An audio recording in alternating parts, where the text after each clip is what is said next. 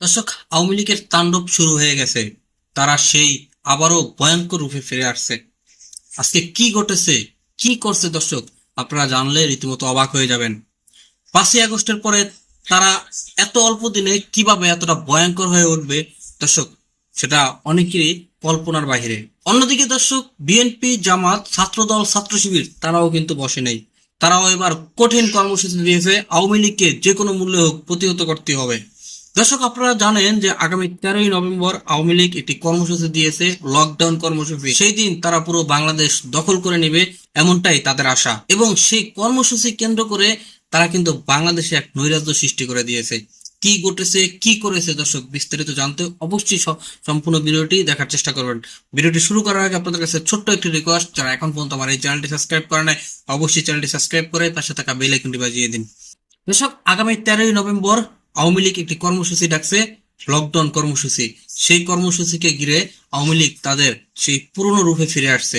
ধানমন্ডি ল্যাবরেটরির সামনে একটি বিশ্ববিদ্যালয়ের একটি বাস তারা আগুন দিয়ে ধরিয়ে দেয় এবং বেশ কিছু জায়গায় তারা ককটেল বিস্ফোরণ করতে এবং ঝটিকা মিছিল করে।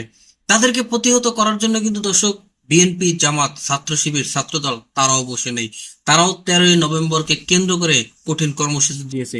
যে কোনো মূল্য হোক, যে কোনো ভাবে হোক, যে কোনো উপায় হোক, তাদেরকে প্রতিহত করতেই হবে। আওয়ামী লীগকে কোনোভাবেই এই বাংলাদেশের মাটিতে আর জায়গা দেওয়া হবে না, এরকমটাই প্রতিজ্ঞা করে এবার ছাত্রদল এবং ছাত্র শিবির তারা কিন্তু মিলেমিশে কাঁধে কাঁধ রেখে হাতে হাত রেখে তারাও কঠিন কর্মসূচি দিয়েছে। যেখানে আমরা কিন্তু 5ই আগস্টের পর থেকে দেখে আসছি যে ছাত্রদল এবং ছাত্র শিবির তারা সাফার বেজির মতো লেগে আছে। ছাত্রদল 5 মিনিটের বক্তব্য দিলে 4 মিনিটই ছাত্র শিবিরকে নিয়ে কথা বলে, ছাত্র শিবিরও মাঝে মাঝে ছাত্রদলকে খোঁচা মেরে কথা বলে। সেই জায়গা থেকে আওয়ামী লীগের প্রশ্নে কিন্তু দর্শক, তারা সেই তাদের সাফ আর বেজি সম্পর্ক ভুলে গিয়ে তারা এখন বন্ধুত্ব সম্পর্কে আওয়ামী লীগকে যেভাবে হোক প্রতিহত করার জন্য তারা কিন্তু কাঁধে কাঁধ দিয়েছে। তো আগামী 13ই নভেম্বর কি হতে চলছে, কি হবে, আপনাদের কি মনে হয় দর্শক, অবশ্যই আপনাদের মূল্যবান মতামত কমেন্ট বক্সে জানাবেন। এবং সেই সাথে ছাত্র শিবির, ছাত্রদল তারা কিভাবে প্রতিহত করবে এবং তারা কি প্রতিহত করতে পারবে কি পারবে না দর্শক, আপনাদের কি মনে হয় অবশ্যই কমেন্ট বক্সে জানিয়ে দেবেন।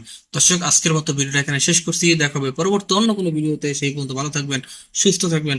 আল্লাহ হাফেজ।